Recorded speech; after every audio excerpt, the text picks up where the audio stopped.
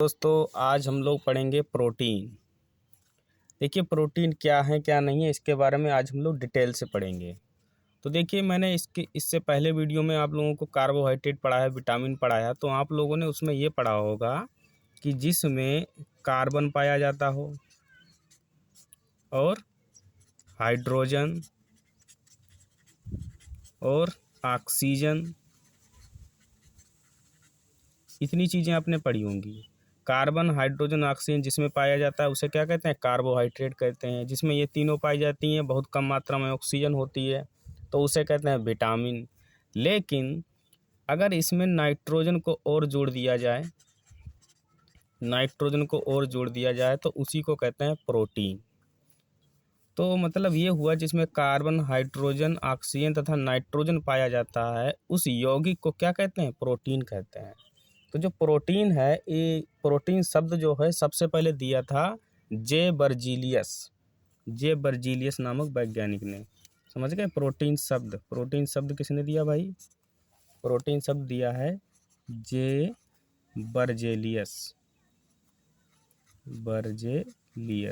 Berzelius नामक वैज्ञानिक ने दिया था प्रोटीन शब्द।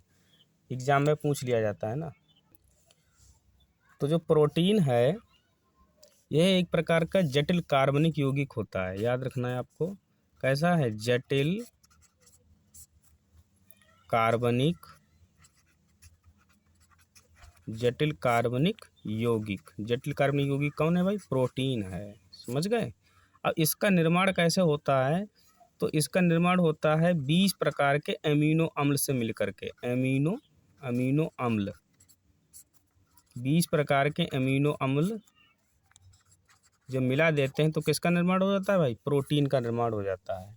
अमीनो अम्ल का मतलब ये होता है, अमीनो अम्ल किसे कहा जाता है? जिसमें एमीन समूह होता है और जिसमें दूसरा कार्बोक्सिलिक समूह होता है और ये बॉन्ड द्वारा जुड़ा रहते हैं, तो इसी को बोला जाता है एमिनो अम्ल। तो इस प्रकार के एमिनो अम्ल कम से कम कितने होने चाहिए? 20। तो किसका निर्माण होगा? प्रोटीन का। समझ गए ना? तो हमारे शरीर जो मानव का शरीर है, मानव का शरीर का लगभग 15% भाग जो है प्रोटीन से बना हुआ है। मतलब मानव शरीर है 15% भाग किससे बना हुआ है? प्रोटीन से बना हुआ है। समझ गए?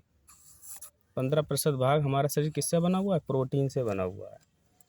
अब समझते हैं कि प्रोटीन के हमारे शरीर में कार्य क्या होते हैं। देखिए जो शरीर में कहीं पर भी चोट लग जाती है या कहीं पर भी, जैसे इस प्रकार का ये हाथ है, ये कट जाता है तो इसमें घाव हो जाता है, तो घाव को भरने में प्रोटीन मदद करती है। समझ गए ना? और इसके बारे में पढ़ेंगे, इसकी कमी से बहुत से रोग भी हो जाते हैं, वो भी पढ़ेंगे और आगे समझते हैं इसको। अब देखिए मनुष्य होता है ना, तो मनुष्य को 20 प्रकार के प्रोटीन की आवश्यकता होती है। 20 प्रकार के प्रोटीन की आवश्यकता, 20 प्रकार के प्रोटीन की आवश्यकता याद रखना है आपको। मनुष्य को कितने प्रोटीन की आवश्यकता होगी? 20 प्रकार के प्रोटीन की आवश्यकता। लेकिन अगर आपको हम समझाएं मेन रूप से, तो 10 प्रकार की प्रोटीन जो होती है वो हमारे शरीर में अपने आप बन जाती है। अर्थात जो 10 प्रकार की प्रोटीन है, शरीर जो है वो स्वयं संश्लेषण कर लेता है, स्वयं बना लेता है। समझ गए ना? तो 10 प्रकार की प्रोटीन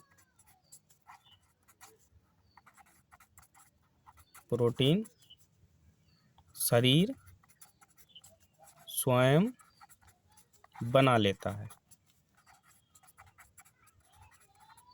और बची हुई 10 प्रकार की है वो भोजन से प्राप्त कर लेता है। समझ गए? 10 प्रकार की प्रोटीन तो शरीर स्वयं बना लेगा और 10 प्रकार की किससे प्राप्त करेगा? भोजन से। 10 प्रकार की प्रोटीन भोजन से प्राप्त करता है। अब कहाँ कहाँ से प्राप्त करता है वो हम लोग डिटेल में समझते हैं। अब देखिए जो भोजन से प्राप्त करते हैं हम लोग समझते हैं सबसे पहले गेहूँ। तो जो गेहूँ होता है, गेहूँ का आटा होता है, रोटी खाते हैं। समझ गए ना?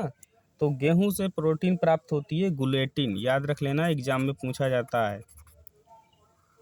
ग्लूटेन नामक प्रोटीन किससे प्राप्त होती है? गेहूँ से। उसके बाद आपने गाजर सुना होगा ना, गाजर खाते हैं ना हम लोग गाजर, तो गाजर से प्रोटीन प्राप्त होती है कैरोटीन, याद रखना है आपको।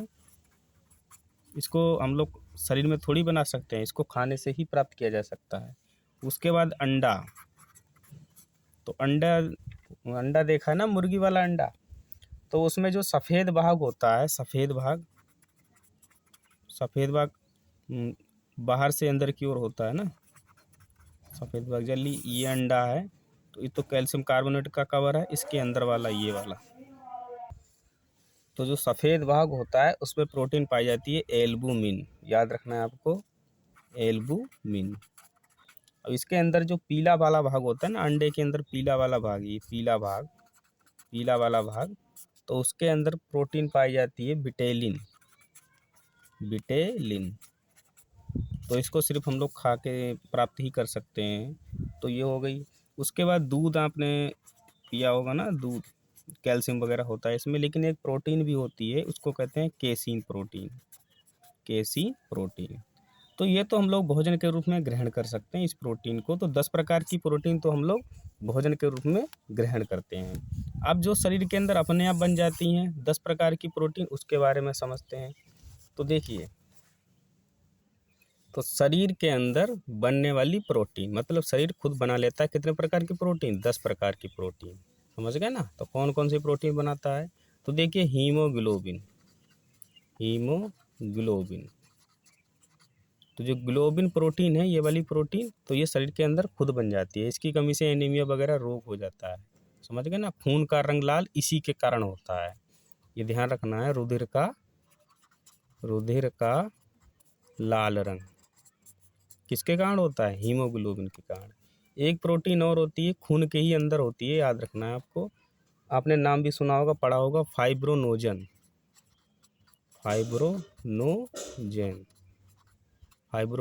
एक प्रोटीन और होती है प्रोथ्रोम्बिन। ये दोनों प्रोटीन क्या करती हैं भाई, ये दोनों प्रोटीन रुधिर का थक्का जमाने में सहायता करती हैं, समझ गए ना, रुधिर को जमाने में सहायता करती हैं, रुधिर को जमाने में सहायता करती हैं, याद रखना है आपको, ये नोट कर लेना भाई, ठीक है। उसके बाद हड्डी होती है। यहाँ से एक क्वेश्चन पूछा जाता है कि शरीर में सबसे ज़्यादा कौन सी प्रोटीन पाई जाती है, तो देखिए हड्डी होती है। हड्डी किसकी बनी होती है, कैल्शियम कार्बोनेट की। तो हड्डी के अंदर एक प्रोटीन होती है जिसका नाम होता है कोलेजन। ये सबसे ज़्यादा प्रोटीन हमारे शरीर में पाई जाती है, समझ गए। सबसे अधिक प्रोटीन शरीर में होती है। कौन सी प्रोटीन सबसे ज़्यादा शरीर में होती है, कोलेजन प्रोटीन। कहाँ पाई जाती है, हड्डी के भीतर, ये ध्यान रखना है आपको, ठीक है। मांसपेशी में भाई प्रोटीन होती है, तो मांसपेशी में कौन सी प्रोटीन होती है, तो ये 2 प्रकार की प्रोटीन पाई जाती है मांसपेशी में, एक होती है एक्टिन और एक होती है मायोसिन, ये ध्यान रखना है आपको अच्छी तरीके से, ठीक है ना। अब देखिए हमारे शरीर में कुछ बाहर की ओर अंग दिखाई देते हैं, जैसे बाल है, नाखून है, ठीक है ना, तो इसमें भी प्रोटीन पाई जाती है। तो बाल है और नाखून, तो इनमें प्रोटीन पाई जाती है, उसका नाम होता है अल्फा केरोटीन,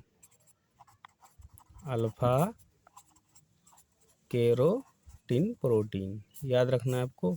त्वचा में भी इसकी मात्रा पाई जाती है, ठीक है ना। जानवरों के खुरों में भी यही प्रोटीन पाई जाती है, आपको याद रखना है। चलिए आगे बढ़ते हैं। अब खाद्य पदार्थ के रूप में कौन कौन सी प्रोटीन, जैसे सब स्रोत कौन कौन से हो जाएंगे, प्रोटीन के स्रोत,